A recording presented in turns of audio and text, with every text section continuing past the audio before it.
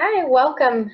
My name is Hilary, and my friend is Beth, and we work for the Science on the Sphere team. We've been doing these little short videos of topics that you can teach on SOS Explore Mobile, which is a free app that we put out last summer. And yeah, Beth, what are we talking about today? We are talking about the oceans today, which this app is really good for ocean education because we have a lot of different ocean data sets, including this first one that Hilary's loading for us, which is a really cool feature. So Hilary, what are we looking at here? Yeah, so if you're following along, this one's called 360 Media, National Marine Sanctuaries. And what we're actually looking at is some little bubbles within the sphere. So we can go into, for example, Christ of the Abyss in the Florida Keys. And we can kind of move around through a 360 degree photo that was taken by some divers at this particular site.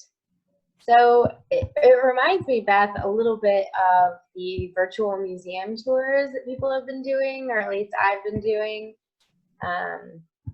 because you know we're pretending to be divers, and we can go check out these places maybe we may or may not ever get to.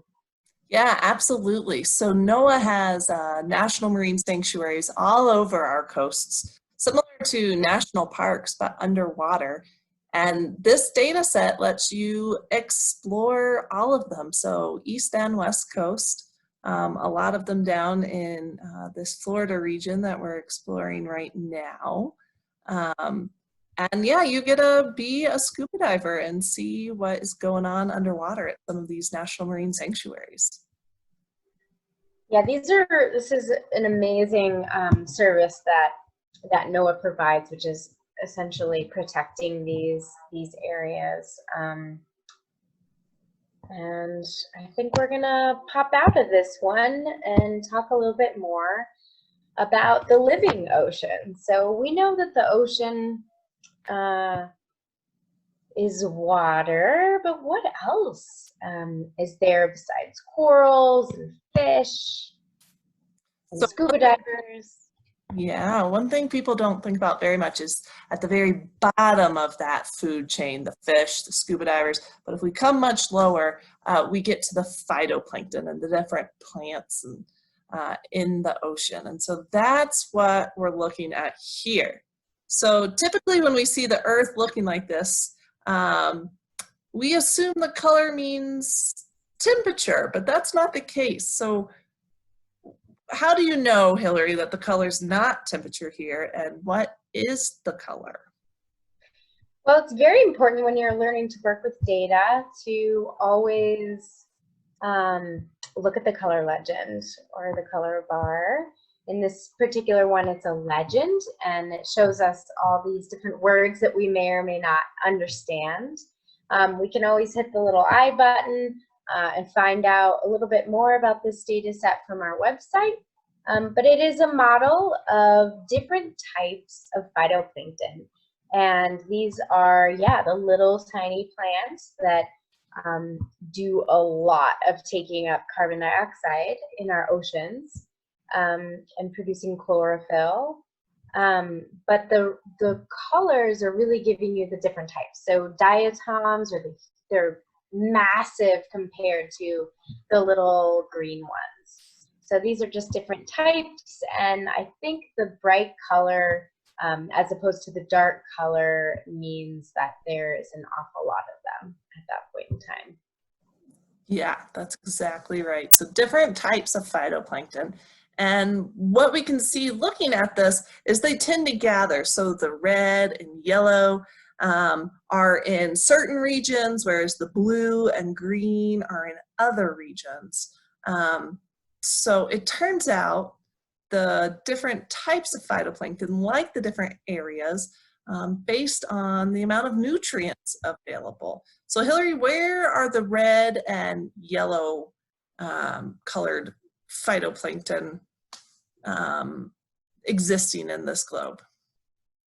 Yeah, so this is a pretty interesting correlation between size and temperature of water. So for the most part, there are some yellow ones along the equator here, but we see red and yellow typically in the colder waters, or we could even go further if we're teachers and say, you know what, we're just going to say near the poles. So what do we know about the water near the poles?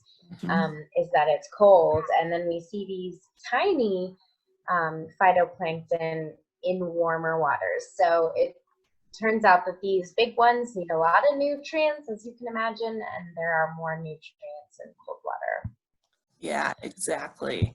Beth, do you know where NASA would want to model, or the Darwin? It's actually a NASA model, but the Darwin Project put their own algorithms into the ECHO2 model of ocean circulation. Do you know why, like the purpose of modeling this information? Yeah, so it's really helpful to know where these phytoplankton are so that we have a better understanding of the ecosystem. They're at the base of the food chain, right? And so if we know certain phytoplankton are in different regions, then that can let us know what other types of species we're likely to find in those regions. These are crucial players also in our carbon cycle. They take in, they're plants, right? So they take in a lot of dioxide, release oxygen. And so it's really helpful to know where they are and what concentration of them are in these different regions. So let's move a little bit towards more of a macroscopic life. And this is one of my favorites. Yeah, this has been a crowd favorite for years. It's very cartoony compared to most of our data sets, but each of these little loggerhead sea turtles, which aren't small at all, loggerhead sea turtles are quite big. They're of course not as big as they look on, they wouldn't be the size of Hawaii per se. But they are proportionate to their size, and loggerhead sea turtles are very big. But yeah, we're basically watching actual tagged turtles crossing the ocean and migrating and moving. What are some of your favorite qualities of this data set, Beth? So I love that they've included sea surface temperature in here as well. So the shading in the ocean is not phytoplankton anymore. It's now sea surface temperature, as we would typically expect, with the blue being cooler water and the oranges being warmer water. And I like that that's included because as we watch, we can see as the warmer temperature moves north and south through the year, the sea turtles move north and south as well, staying in a pretty narrow band. They know what temperature they like, and they travel to make sure they're staying within that temperature. Yeah, I mean, we don't have a color bar for this one, but if a student says, well, what is this green temperature and what is the temperature that they really like? You could pause it at a certain month, and then you could go and look at our sea surface temperature data set and say, okay, so in September at this particular latitude near between Japan and Washington State, you know, what is the temperature of the ocean? So you could kind of play around in between our data sets to find more information as well. And so another thing that you can pull out in this data set, you're probably noticing that the turtles are all different sizes. Hilary, what do the sizes represent?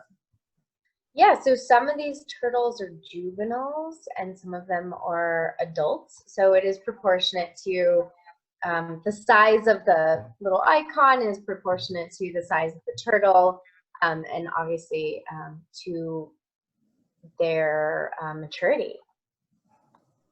Yeah, which I think another thing that maybe a lot of people don't realize when they watch this data set is that these turtles are crossing the ocean. They are quite the swimmers. It's pretty impressive. They really are. It's pretty fantastic. Actually, yeah, it says that these were either raised in a hatchery or they were commercial, caught from commercial fishing vessels and then tagged. So that's where they got these turtles and this information between, I believe it was between 1997 through 2006 is when they were tracking these turtles and making this data available. So we are going to move next to human impacts on marine ecosystems.